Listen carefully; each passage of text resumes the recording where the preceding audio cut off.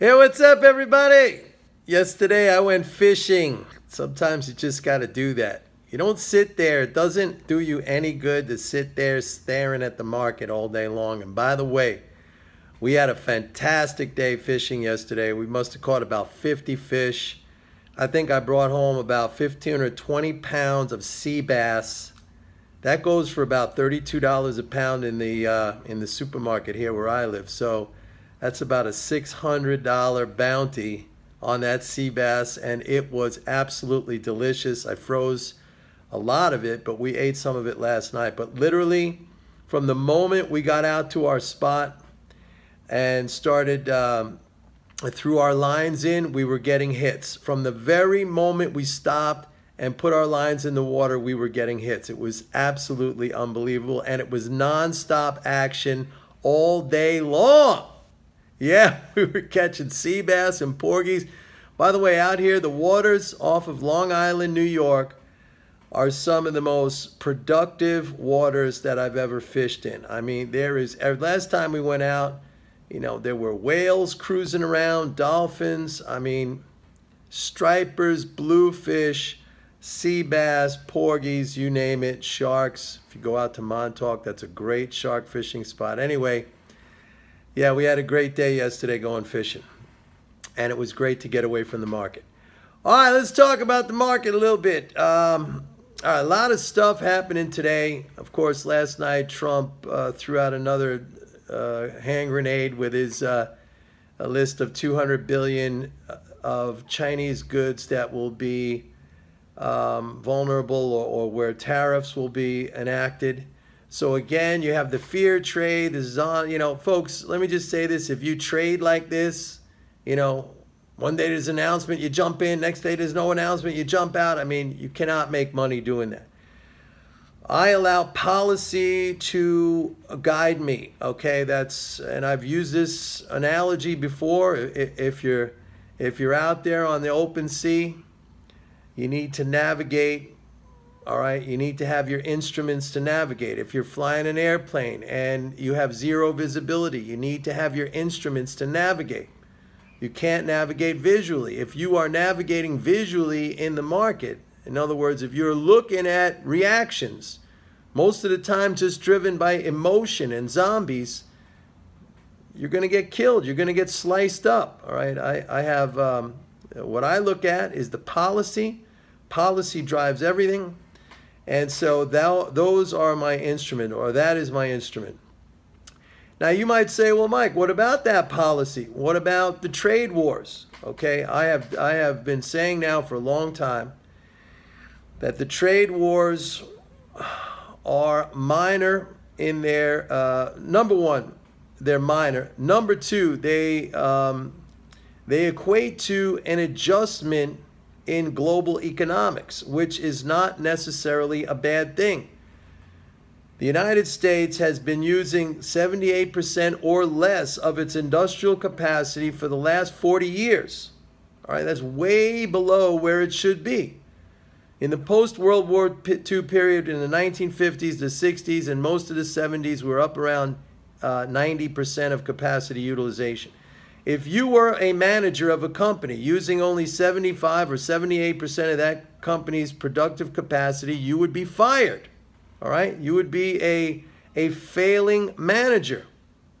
If you were an athlete and you were only using 75 or 78% of your abilities, you would never win a race, you would never win a ball game, you would never win a match. So there you have it. What Trump is trying to do, and I don't think he understands this theoretically, but he may have some people around him who understands it theoretically, but I'm sure he kind of understands it intrinsically, that, or on an intuitive level. What he's trying to do is boost up that capacity use. In other words, get America producing again. That's what he is trying to do. And I believe that's going to work out. And I also believe that this is not a negative thing. This is something where we could potentially see growth rates of GDP exceeding 4% on a regular basis. I mean, we have not seen that. We have not even seen growth rates exceed 3% annually on a regular basis ever since NAFTA and these trade agreements. So I view this as a stimulus, whereas the market right now, being driven by emotion, is viewing this as some kind of a terrible economic collapse, recession, whatever you want to call it. This is wrong, and we will look back at this point and see it as wrong. No question about it. As far as the dollar, a lot of you keep commenting on here, but I just have to laugh at the comments about the big rally in the dollar. If you look at the dollar index in 2017, it was at 104. And it's at 94 today. So what are you talking about? And it went all the way down to 88. So yeah, it had a bounce up from 88 to 94. Big deal. It was at 104 in 2017. It's at 94 today. What are you talking about? I've been short since the top. People make stories just to try to support, your whatever it is, your fantasies that you have. Fantasies. Take a look at the dollar index chart. You had a tiny little bounce off of an oversold condition, and now it's starting to turn back down again. Same situation with gold and commodities, although I would say some commodities, like some of these agricultural commodities, particularly soybeans, which are being hit with counter tariffs by the Chinese, they're losing some of their export market. But it'll be temporary. Other markets will emerge. Prices will get low enough where farmers won't plant. You'll have supply deficits, etc. So yeah, you have to ride through a period right now, which is a little bit challenging. But if you have mental game, you could do that. I don't understand what the problem is for some of you. You have that going on. By the way, today we got the weekly EIA petroleum report that came out. Now, this was a very, very interesting report.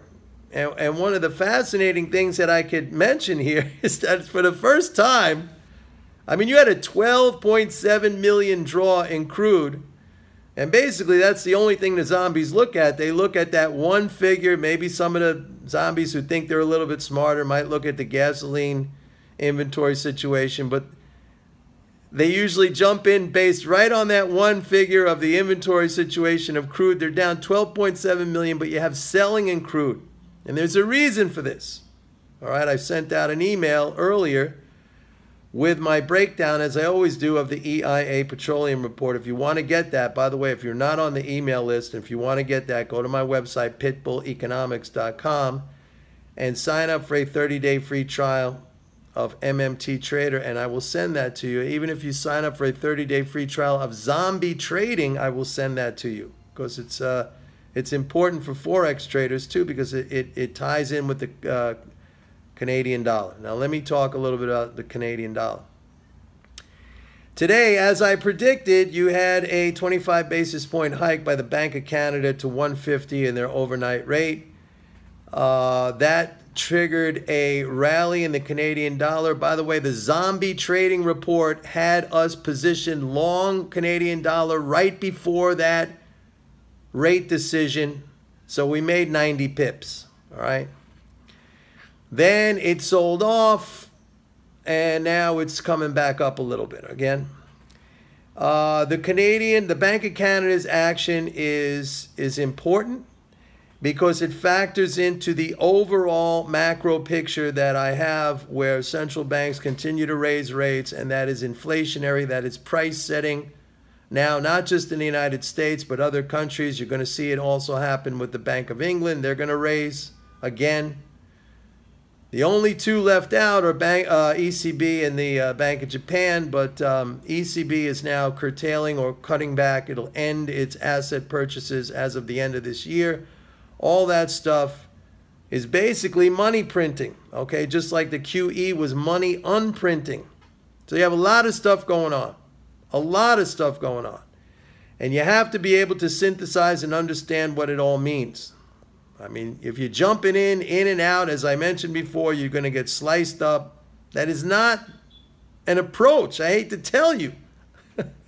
That is not an approach. You're like chickens running around with your heads cut off. That is not an approach. You have to understand how to use instruments, how to guide yourself through this. It's a combination of understanding policy, of MMT, and of course mental game, which I talk about all the time.